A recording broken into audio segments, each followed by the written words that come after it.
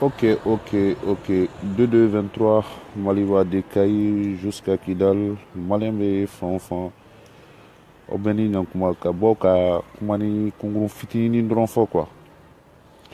Kuma intena djanya, et puis inte fait vidéo infonaka djanya kosebe, intena moko fanata intervention na, quoi. Sekou Tunkara, Sekou Tunkara, Sekou Tunkara. Grand frère Sekou Tunkara. Le général Gamou, taximan, nordiste. Eh, Sekou. Sekou Tunkara, iti hagli gere yɛrɛ la dɔɔni. A fɔra k'i ka lalo, mais bi vraiment dara la. I mɛna i bɛ vidéo kɛ, n b'i ka vidéo lajɛ dɛ. Mais bi ma deli, n'i ka vidéo min lajɛ, i y'a kɛ 8 mars dɔ de quoi. Ne ko, ne t'a dɔn souvent aw bɛ kɛ mun mɔgɔ sugu de ye. Hakilina de t'aw la wa, ou bien mun de don wa, taafan de t'aw la wa, aw ni jɔn de bɛ ɲɔgɔn na wa. Ne yɛrɛ de ma se k'a faamu bilen quoi. Mais Sekou Tunkara n b'i ka vidéo n b'a ci ka bɔ ɲɔgɔn na k'a d'i ma. Nkalon de tɛ tɛmɛ mɔgɔ ɲɛ kɔnɔ yan bilen quoi. O tɛ kelen ye dɛ, hali ne yɛrɛ bɛ ten. Sekou, comment ça se fait que e sera ka t'i sigi tuguni vidéo la tuguni toujours n bɛ to ka kangarani kelen min da i ye, n k'i bɛ New York de, i k'i da bɔ mɔgɔw ka ko la Faransi. N'i ko ko i bɛ CDR de kɛlɛ k'i bɛ Arasbat kɛlɛ, ok problème t'o la, CDR b'i sen kɔrɔ yen nɔ. CDR b'i sen kɔrɔ New York, CDR bɛ f'i ka dilan jukɔrɔ. Mais Sekou, i bɔra i kumana 8 mars, i ko i bɛ duga kɔrɔbalen, ko i bɛ o soutenir 100%, k'i bɛ conseil di Malika ma. Bon, i sɔrɔla ka na ka jigin Arasbat kan, an b'a daminɛ Malika ka niveau la.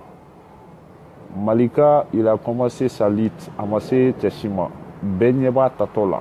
A vokalini fɔlɔ, a tun bɛ ka yɛlɛ mɔgɔw ka inbox kɔnɔna la. Malika ko bɛɛ ɲɛ b'ale ta fan na, a bɛ ka taa i n'a fɔ bombe nucléaire. Mɔgɔw hakili bɛ vocal in na. Malika ko ten. Malika ma se mɔgɔ ma dɛ, a ma se mɔgɔ si ma. A b'a ka chemin de kan, a n'a ka prévu bɛ na, a n'a ka fɛnw bɛɛ bɛ na. N'a wulila cɛ o cɛ nɔfɛ, mori o mori nɔfɛ, a b'i bɔ fiɲɛ na o cogoya de la ten. Dɔw de ko k'u ɲɛ de ti da ka mɛnɛ, ko kafiri don, ko nafigi don, u ye kuma sugu bɛ dɔ fɔ a ma. Mais o bɛɛ la an b'i kɔfilɛ, a bɛ ka taga.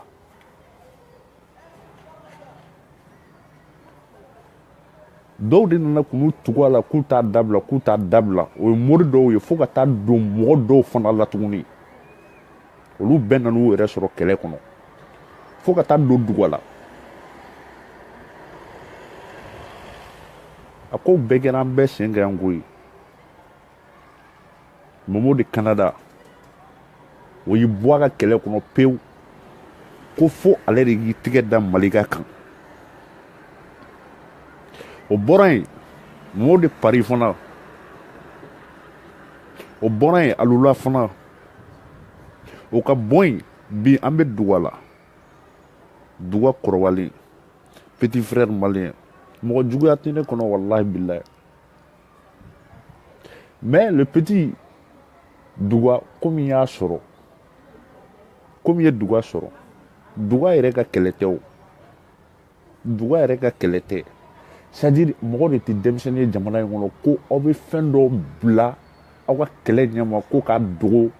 aw dogo kɔfɛ k'aw bɛ kɛlɛ kɛ quoi. Non, o tɛ o. N'i bɛ kɛlɛ kɛ i bɛ tilen i bɛ affrontement kɛ. N'i yɛrɛ tɛ fɛ ka kɛlɛ yɛrɛ kɛ, i b'a dabila. Kɛlɛ de don senkari b'a la, bolokari b'a la, kuncili b'a la, saya b'a la. Sekou Tunkara ni Duga sara nin na, e yɛrɛ ɲuman na, ni a su donna nin na, n'a mangoyara nin na, n'a ye fɛn fɛn sɔrɔ nin na, a yɛrɛ ko k'a donna a kan. Mais comme aw b'a to New York yen nɔ, aw bɛ juge, aw ye juge de, aw ye avocat de, e b'i to yen nɔ, i bɛ jugement kɛ par Bluetooth. Sekou Tunkara aw tɛ, ne yɛrɛ de tɛ k'aw faamu bilen quoi, vraiment wallahi ne tɛ k'aw faamu quoi.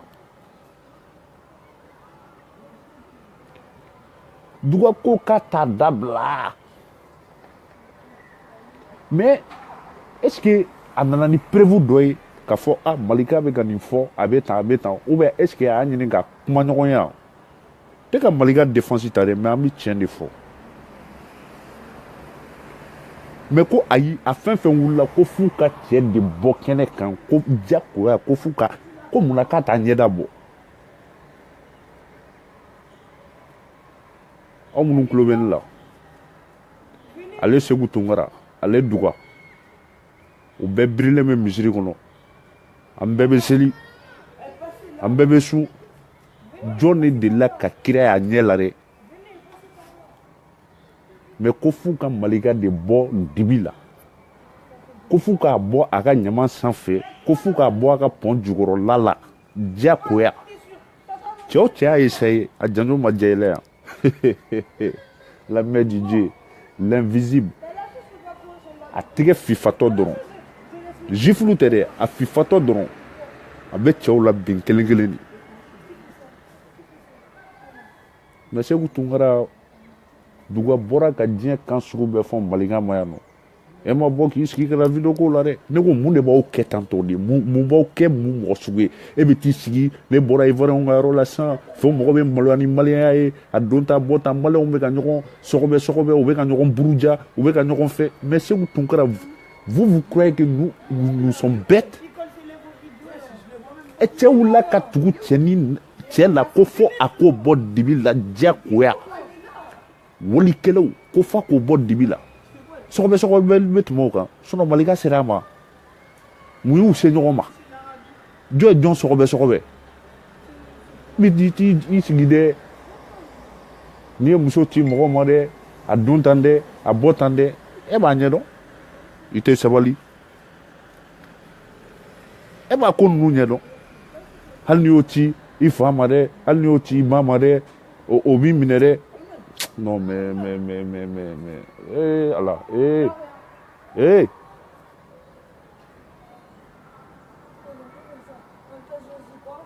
ok i t'o la i sɛnsɛn comme d'habitude i nana tuguni ko Razbat ko bɛ ka taa Mali kumasulu o bɛ ka imagew bɔ o bɛ ka taa sirakolonw yira ka taa jamana kumasulu kam aw bɛ niveau min na anw t'o niveau la koyi i yɛrɛ bɛ sɔrɔ k'i sigi comme d'habitude k'i ka YouTube video kɔrɔ den ninnu dɔw labɔ k'i sigi o kan hali Amérique dugu dɔ filɛ nin ye ko Ohio ou bien Ohio de o dugu bɛɛ yen bila sɛngɛ fɛ Segu Tunkara i ma min faamu an t'a fɔ yɛrɛ k'e m'a faamu bilen dɛ e t'a kalama de e tɛ diɲɛ de kalama problème ye nɔ de mais n bɛna f'i ɲɛna sisan an ka kɛ image yɛrɛ kana na bɔ fiyewu Mali caméra bɛɛ ka minɛ téléphone caméra ma yɛrɛ kana ye Mali la yɛrɛ ka caméra bɛɛ minɛ bɛɛ la Segu Tunkara américains mana fɔ k'u bɛ taa tourisme la Sefeto u ka taa ka sɔrɔ sira bɛ tan a kuma bɛ bɔ a bɛ Mali kɔkana minɛ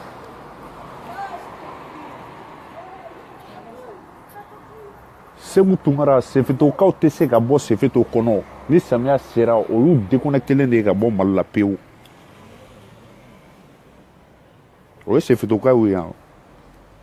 olu déconnectelen de ka bɔ Mali la sira tɛ yen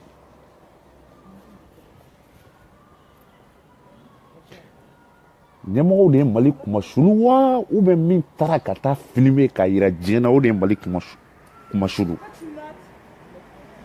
ka impôt bɔ ka d'u ma ka diɲɛ fɛn bɛɛ bɔ ka d'u ma u nana ka wari bɛɛ sɔrɔ yen karisa a ye nin kɛ dɔrɔn aw dɛsɛr'o la jɔn de ye Mali kumasulu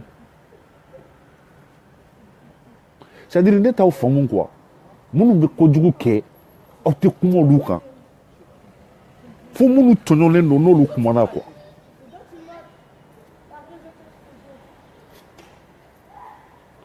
député y'i jɔ yan comme aw bɛɛ y'a Tunkara kelen ye o parce que Mohamed Tunkara inna lillahi yo c'est le père biologique de Segu Tunkara aw bɛɛ ka doctrine ye kelen ye mɔgɔ minnu ye tiɲɛni kɛ mɔgɔ minnu bɛ ka suɲɛni kɛ mɔgɔ minnu bɛ ka jamana kɔnɔdenw bila ɲɔgɔn na député in bɛ k'o bɛɛ kɛ aw tɛ fɛn f'o la dɛ fo minnu tɔɲɔnen don n'olu kumana est ce que Mali hinɛ b'aw la i taara Amérique sira minnu ni fɛnw yira ni ko dugu dɔ o dugu est ce que e yɛrɛ bɛ k'a yira est ce que e birila fɔlɔ yanni i ka yira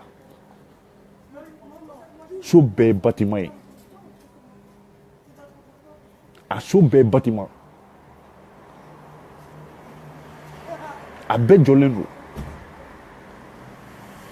mais sefitokaw bɛ ka miiri olu bɛ ka hami ko pont in u ka sirako in ko o de gɛlɛya b'u kan ka tɛmɛ a bɛɛ lajɛlen kan gɛlɛya wɛrɛ bɛ yen dɛ ko mais ko de jɔrɔ b'u la ka tɛmɛ a bɛɛ lajɛlen kan poto ninnu dun ni fɛn ninnu jɔra pendant des années o b'o cogoya la ten tiɲɛni fila de b'a kɔnɔ n b'a analyse d'i ma wari min donna poto la ka jɔ a wari tiɲɛna poto kɔrɔla fo ka poto bɔ ka bin hali u kun kana jɔ u kun ka garate k'a kɛ cogo modèle dɔ la o fana kun ka fisa wari taara financer baara ma se ka kɛ poto jɔlen don ten dɔrɔn fo ka taa poto bɔ ka bin mais Ohio i ye so minnu bɔ bâtiments bɛ yen sous-sols bɛ yen nɔ mobile parking bɛ yen siraw bɛ yen malgré hali ni mɔgɔ t'a dugu la n'u ye dugu abandonné mais o tɛ diyagoya ya hali siso n'i y'a bila mɔgɔ t'a kɔnɔ a bila i ka san damadɔni kɛ a tɛ kɛ yɔrɔ kɔrɔ ya a yɔrɔw bɛɛ tɛ kari-kari ya a yɔrɔw bɛɛ bɛ kari-kari a yɔrɔw bɛɛ bɛ tiɲɛ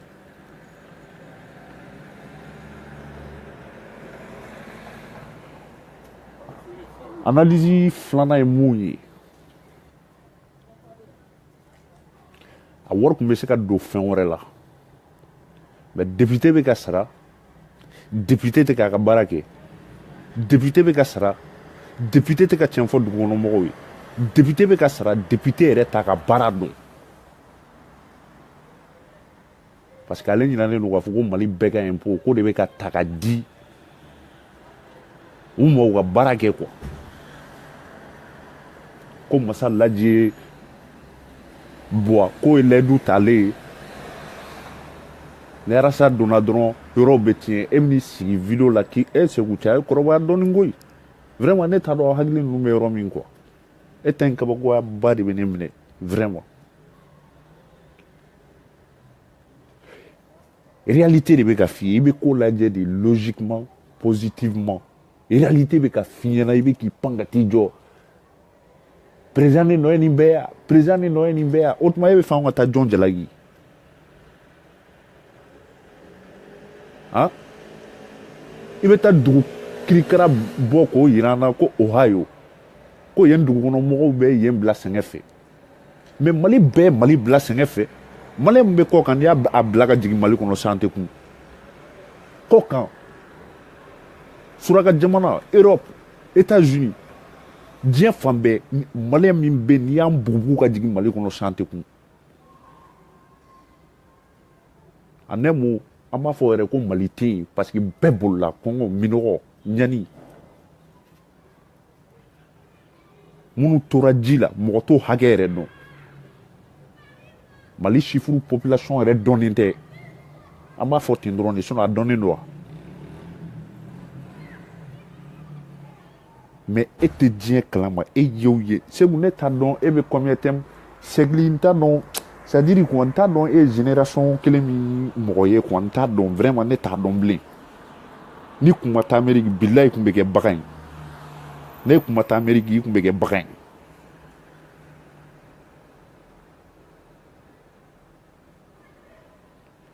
e bɛ ɲinɛ min kɔ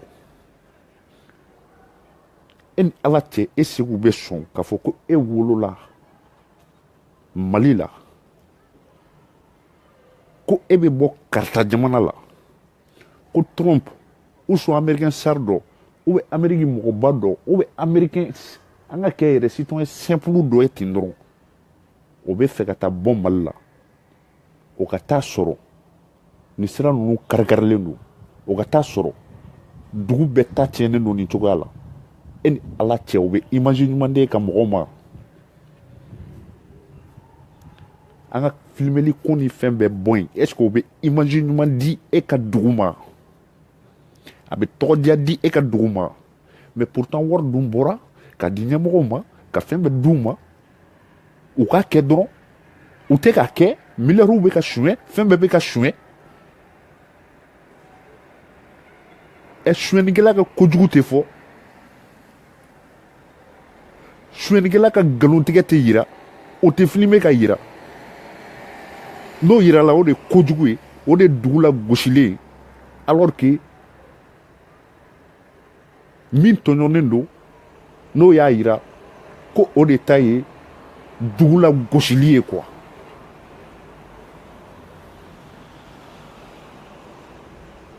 un exemple c'est comme si mɔgɔ min ma sɔn k'i yɛrɛ bonya e ka bɔ k'i jɔ ka na fɔ mɔgɔw ye ko k'a ye ne bonya est-ce que mɔgɔw t'a fɔ ko fa b'i la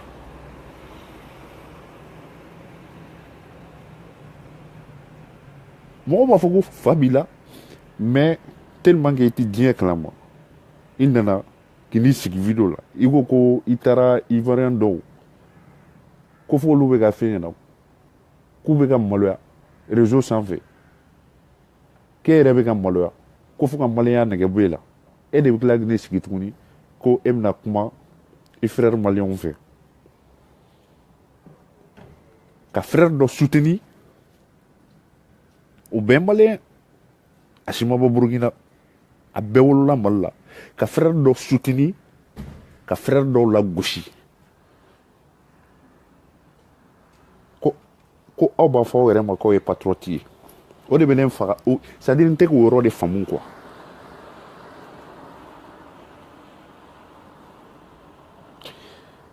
i ko k'i ye duga soutenir duga ye maliyɛn de ye mais i bɛ ka arasa lagosi arasa fana ye maliyɛn de ye i ko k'i ye duga soutenir mais i bɛ ka malika fana lagosi mais i ka kekun dɔɔni o yɔrɔ la i kekuyara dɔɔni parce que i kanto i ko k'e tɛ malika juguya la dɛ ko mais k'e bɛ ka fɛn dɔ de yira malika la i t'o la dɔrɔn k'i den ka malika tan mais e tɛ diɲɛ kalama quoi i tɛ diɲɛ yɛrɛ de kalama bilayi kuma in tun bɛ fɔ bi de ne dara la quoi c'est à dire n ye video in na ye siɲɛ 2 de mais n y'a dɔn fɛn yɛrɛ de t'i kunkolo kɔnɔ quoi a tɛ yen bon bref nin ye dɔrɔn ka bɔ ka yirila c'est à dire ni aw bɛ kuma quoi ala kama aw kana to k'aw yɛrɛ gosi segu n'aw yɛrɛ gosi ka se anw ma yan anw b'aw tɔ gosi de mais aw ka gosili anw tɛna an yɛrɛ fɛn hako la bilen yɛrɛ quoi parce que ni mɔgɔ yɛrɛ bɛ k'i bɔ k'i bin i bɛ bin yan fɛ i bɛ wuli yan fɛ i b'i fereke kuma la i yɛrɛ t'a dɔn i bɛ min yɛrɛ kɛ bilen ça sert à rien nkalon de tɛ mɛn bolila bilen anw tɔɲɔlen de bɛ réseaux sociaux sanfɛ an tɔɲɔlen fan bɛɛ fɛ wa président nɔ don ministres nɔ don députés nɔ don u n'u somɔgɔw fɛn fɛn y'a dun ɲɔgɔn fɛ u bɛɛ nɔ don sinon an ka télé b'an bolo bi n'i bɛ information ɲini bi mali yɛrɛ kibaruya la f'i ka na Facebook in de sanfɛ sinon an ka chaînes b'an bolo an ka télé b'an bolo mun bɛ ka yira n'a ye mun bɛ ka fɔ an ye foyi san joli u tɛ ka tiɲɛ fɔ san joli u tɛ ka tiɲɛ bɔ télé la k'a yira na ministre voyagetɔ filɛ nin ye dɛ cortège bɛ ka kɛ dɛ nin président nana président fo dɛ a banna an mago bɛ réalité de la aw ka cucacukan ninnu ko tɛ i y'a kɛ dɔrɔn bon comme tɔgɔ ni jamu ni fɛnw ka d'aw ye a dɔ dilen filɛ nin y'i ma ye ne bɔra kuma la